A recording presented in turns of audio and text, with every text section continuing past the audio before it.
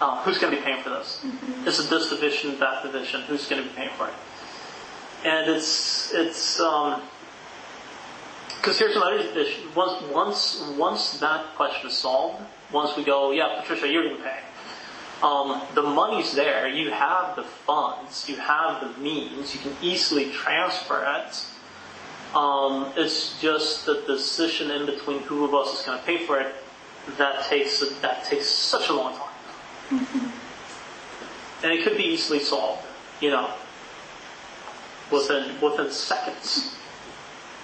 So, other than this organizational hurdles that big companies have, how easy was it for you to sell your idea? Because you have a very innovative idea, right?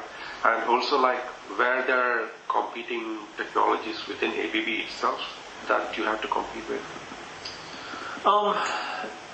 The good question. So the difficulty of selling the idea is also it's also managed with how close to the industry you're talking to, how close they operate, right? So when we talk to people at let's say electrification with an ABB, they know exactly what we're talking about. They go, okay, cool, I can see that. Correct. Can we do this and that? And then we sort of skip ahead 4 or 5 discussion points. But talking to other people at ABB, I remember first time I spoke to Peter and Martin at Synulip, and they had no idea what the hell we were talking about. They're talking, what are you talking about? You need to explain that again. So that's always an issue, and I guess that comes back to me. And my proficiency in selling and convincing people of my idea. So I don't think that's not necessarily something that's been something that I don't think has to do with ABB at all, because it's a communication thing, right? And in my beliefs, any and all communication errors are 90% sender, 10% receiver.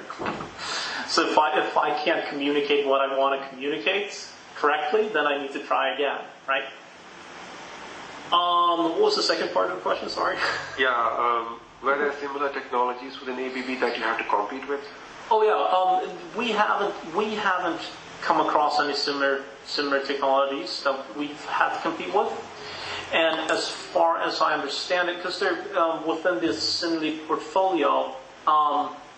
There are competing or overlapping technologies, but as far as I understand it, Synulip will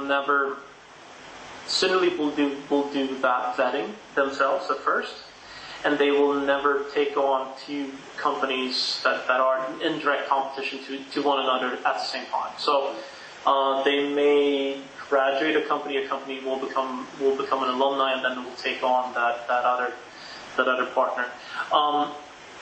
And that also holds back to sort of the essence of what Synulip does.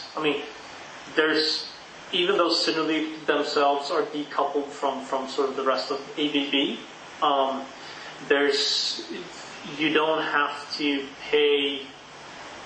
You don't have, as a Synulip member, you don't have any obligations towards ABB, right? But there's a vested interest for Synulip actually to find technologies that can service ABB. So if they take on 2 competing companies at the same time, then they're spending twice as much effort to produce the same type of value for ABB, if that makes sense, right? Yeah. So there's an interest within Synulip also not to do that actually. But we haven't found any competitors. Yeah. I was also thinking about whether ABB was internally working on something like this. No.